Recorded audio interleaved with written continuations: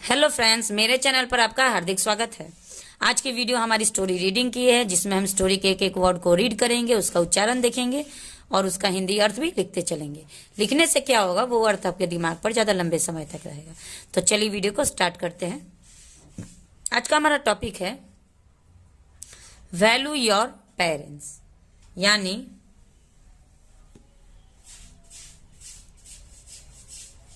माता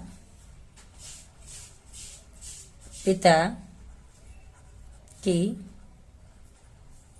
इज्जत करो। Once there was a man who was very hard working. Once का मतलब एक बार। देयर, यहाँ पे देयर का अपना कोई अर्थ नहीं होगा, क्योंकि देयर इंट्रोडक्टरी वर्ड है जिसका यूज हम किसी भी सेंटेंस को इंट्रोड्यूस करने के लिए करते हैं। तो वाज मतलब था, ए मतलब एक, मैन यानी व्यक्ति, हु जो, वाज मतलब था, वेरी बहुत, हार्ड वर्किंग यानी परिश्रमी।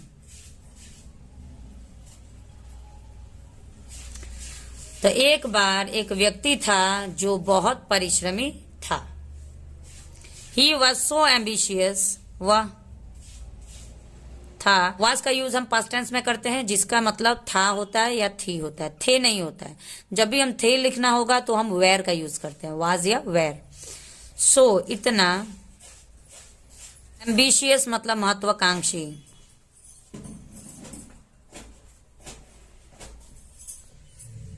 दैट की he wanted to start his own business. He मतलब वह, वांटेड मतलब चाहता था, टू स्टार्ट यानी शुरू, स्टार्ट मतलब शुरू करना होता है, तो शुरू करने, हिज ओन बिजनेस अपना व्यवसाय या व्यापार। देखिए, वो इतना महत्वाकांक्षी था कि वो अपना बिजनेस यानी अपना व्यापार शुरू करना चाहता था। बहुत ही तो परिश्रमी था, बहुत मेहनती था, लेकिन अपने मेहनत को वो किसी और के लिए यूज नहीं करना चाहता था और वो खुद का कुछ करना चाहता था। इसलिए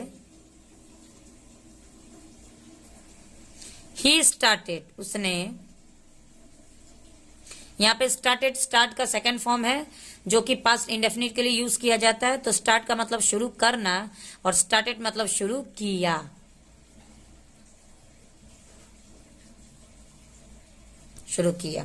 ए स्मॉल समोसा शॉप, एक, ये मतलब एक, स्मॉल मतलब छोटा, समोसा, शॉप मतलब दुकान, इन मतलब में, द सिटी शहर। तो वो इतना महत्वाकांक्षी था कि वो एक अपना व्यापार शुरू करना चाहता था, इसलिए उसने एक छोटा सा समोसा का दुकान शुरू किया शहर में। With time his shop became, समय के साथ, विथ टाइम मतलब समय के साथ। यहाँ पे विथ टाइम हम एक साथ, विथ का मतलब के साथ होता है और टाइम मतलब समय, तो समय के साथ यानी विथ टाइम। हिज शॉप, उसकी दुकान, बिकेम, यहाँ पे भी ये सेकंड फॉर्म है, बिकम का ये सेकंड फॉर्म है, बिकेम जो कि बन गया। बिकम मतलब बनना और बिकेम मतलब बन गया। तो समय के साथ उसकी दुकान बन गया। Famous all over the city, famous मतलब मशहूर, ऑल ओवर द सिटी मतलब पूरे शहर में। पूरे शहर में उसका वो छोटा सा समोसा का दुकान बहुत ही मशहूर हो गया। एंड और पीपल लोग, फ्रॉम से, फार एंड वाइड मतलब दूर दूर से,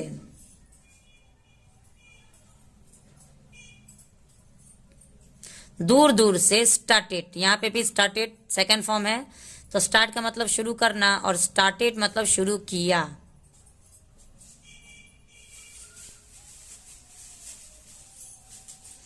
कमिंग आना, टू हिज शॉप उसके दुकान पे, टू ईट समोसा, टू मतलब के लिए, ईट समोसा मतलब समोसा खाने।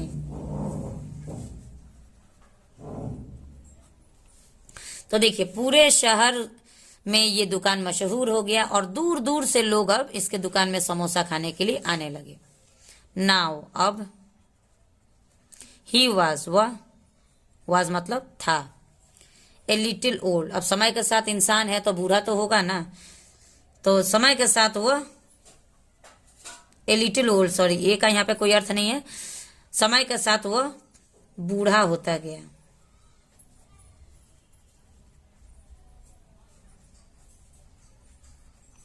समय के साथ वो बूढ़ा हो गया या बूढ़ा होता गया। सो हिज सन, इसलिए हिज सन मतलब उसका बेटा, इसलिए उसका बेटा स्टार्टेड टेकिंग, स्टार्टेड मतलब फिर यहां पे शुरू किया,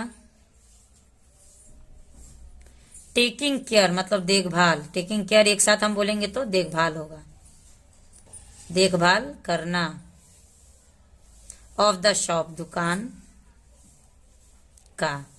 जाहिर सी बात है जब पिता का कोई बिजनेस होगा तो उसको बेटा ही आगे लेके चलेगा। तो समय के साथ जब वो व्यक्ति जो मेहनती व्यक्ति था वो बूढ़ा होता गया तो उसका बेटा उस व्यापार को संभालने लगा और वो धीरे धीरे उस दुकान का देखभाल करने लगा। सिंस हिज सन, चूंकि उसका बेटा, वाज मतलब था, वेरी मच बहुत ज्यादा, इंटरेस्टेड, इंटरेस्टेड मतलब रुचि लेता था या पसंद करता था, ठीक है, उसका इंटरेस्ट था यानी इसी काम में, किस काम में, इन बैटिंग, इन मतलब में, बैटिंग मतलब शर्त लगाना, तो वो शर्त लगाने में बहुत ही मशहूर, शर्त लगाने में वो बहुत ही रुचि लेता था। जैसे होता है ना किसी भी बात पे शर्त लगा, चलो 10 का शर्त लगाते हैं, चलो 20 का शर्त लगाते हैं, तो इसी प्रकार वो शर्त लगाने में बहुत ही रुचि लेता था। ही स्टार्टेड, उसने, स्टार्टेड मतलब शुरू किया, स्टार्टेड कितना बार हमारे इस स्टोरी में आया, हमको लगता है स्टार्टेड वर्ड आपको याद ही हो गया होगा, ठीक है।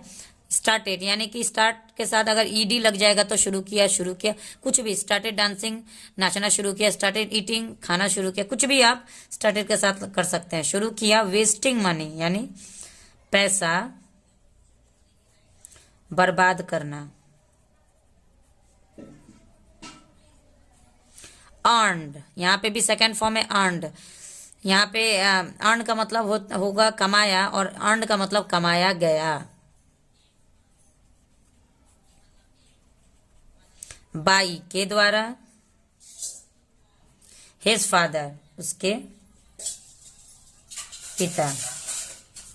तो जैसे कि वो शर्त लगाने में बहुत ही रुचि लेता था तो वो बात बात पर शर्त लगाता था और शर्त हमेशा पैसे की ही लगाई जाती है, चाहे शुरुआत 1 रुपये से क्यों ना हो, लेकिन धीरे धीरे ये आदत आपके लाखों में हजारों में बदलती जाती है और इसी को बाद में हम जुआ भी कहने लगते हैं। जुआ में लोग घर द्वार सब कुछ अपना प्रॉपर्टी भी दाव में लगा देता है। तो इसी प्रकार उसको भी आदत हो गई थी शर्त लगाने की और वो अपने पिता के द्वारा कमाए गए पैसे को बर्बाद करने लगा शर्त लगाने में। हिज फादर उसके पिता, एक्सप्लेन्ड यानी कि समझाए, ए लॉट बहुत, उसके पिता बहुत समझाए, टू हिम उसे, उसके पिता ने उसे बहुत ही समझाया, डैट कि ही शुड इन्वेस्ट, उसे, शुड मतलब चाहिए, इन्वेस्ट मतलब निवेश, मनी मतलब पैसा, इन मतलब में, द राइट प्लेस सही जगह,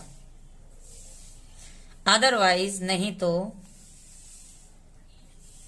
ही विल, वह, यहाँ पे विल का यूज हुआ, इसका मतलब फ्यूचर टेंस के बारे में बात हो रही है। ही विल बी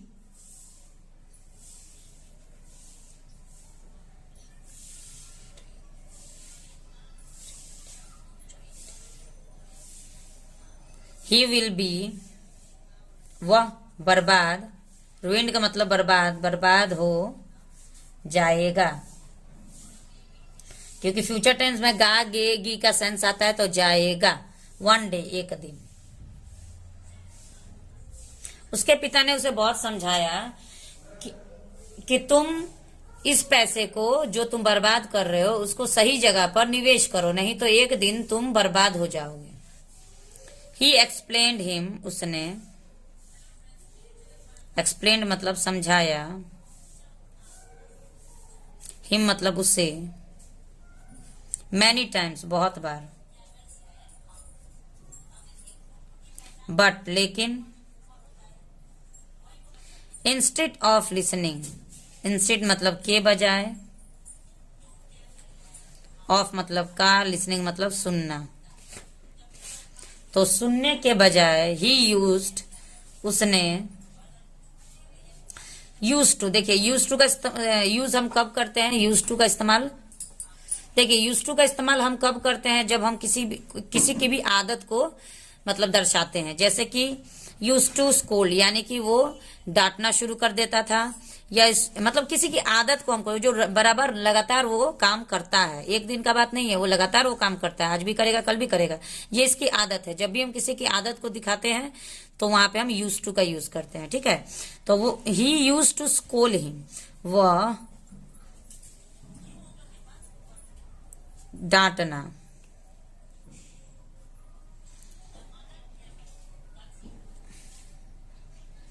डांटना होता है, और यूज टू स्कूल हिम मतलब डांटने लगता था, ठीक है। तो वो हमेशा जब भी उसको समझाया जाता था तो वो सुनने के बजाय वो अपने पिता को ही डांटने लगता था। एंड और समटाइम्स, कभी कभी, कभी कभी ही बिकेम सो हाइपर, बन जाता था इतना उग्र, डैट कि he would even beat him, वह उसे पीट भी देता था या मार भी देता था।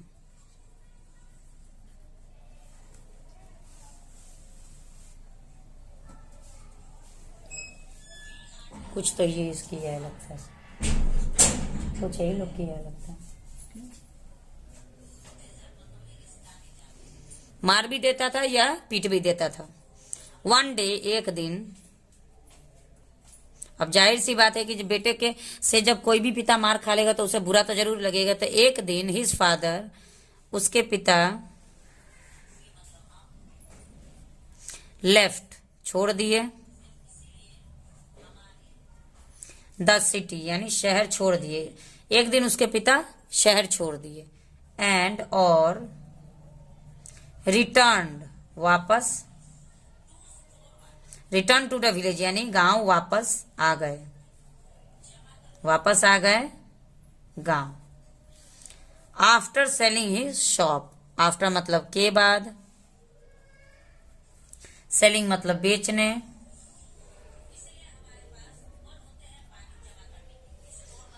अपनी दुकान। तो एक दिन उसके पिता अपनी दुकान बेच के, यानी दुकान बेचने के बाद वो अपने गांव चले गए, शहर छोड़ दिए। यानी शहर में जो दुकान उन्होंने बनाया था अपनी मेहनत से, उसे उसके बेटे बर्बाद करने लगे, और उसे लाख समझाने के बावजूद भी वो बच्चा सुन नहीं रहा था, और समझाने के बाद वो उसे ही डांटने लगता था या कभी कभी मार भी देता था। तो एक दिन उन्होंने अपनी दुकान बेच दी और शहर छोड़ के गांव चले आए। व्हेन हिज सन, जब उसका बेटा, वेंट मतलब गया, यहाँ पे भी गो का ये सेकेंड फॉर्म है वेंट, गो मतलब जाना, वेंट मतलब गया, टू द शॉप दुकान पर। एक दिन जब वो दुकान पर गया, वो बेटा इट वॉज ऑक्युपाइड, वह, इट वॉज ऑक्युपाइड, वह था कब्जा, ऑक्युपाइड मतलब कब्जा किया गया। बाई अदर्स, बाई मतलब के द्वारा, अदर्स मतलब दूसरे, पीपल मतलब लोग, तो दूसरे लोगों के द्वारा वह दुकान कब्जा कर लिया गया था। नाउ अब, ही हैड नथिंग, उसके पास, देखिए हैड का यूज हम कब करते हैं, जब हमारे पास कोई चीज होती है, तो होती है नहीं, होती थी, क्योंकि हैड हम यूज करते हैं जब हमारे पास कोई पहले चीज थी लेकिन अब नहीं है, ठीक है, कोई भी चीज पहले थी लेकिन अब नहीं है। और हैज का यूज हम तब करते हैं जब अभी भी हमारे पास कोई चीज है। तो यहाँ पे हैड क्यों यूज किया गया, क्योंकि अब उसके पास कोई भी चीज नहीं है, तो अब उसके पास कुछ नहीं था, कुछ नहीं था, ठीक है। चलिए मोरल देख लेते हैं। मोरल मतलब सीख।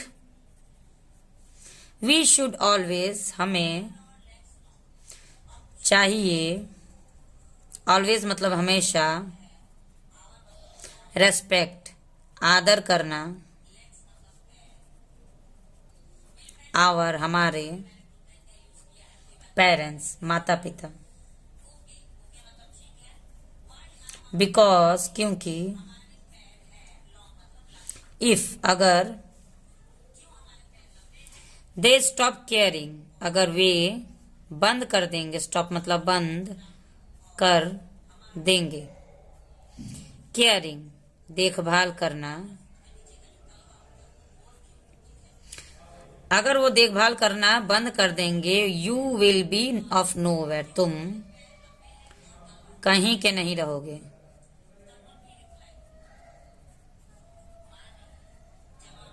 तुम कहीं के नहीं रहोगे। तो हमेशा हमें अपने माता पिता के या अपने बड़ों की इज्जत करना चाहिए, क्योंकि अगर वो लोग हमारा देखभाल करना छोड़ देंगे तो हम कहीं के नहीं रहेंगे। तो आज की स्टोरी यहीं तक थी। उम्मीद है वीडियो अच्छा लगा होगा। अगर वीडियो अच्छा लगे तो लाइक शेयर जरूर करिएगा। चैनल पे पहली बार मेरा वीडियो देख रहे हैं तो चैनल को सब्सक्राइब कर लीजिएगा। Thanks for watching the video and have a nice day.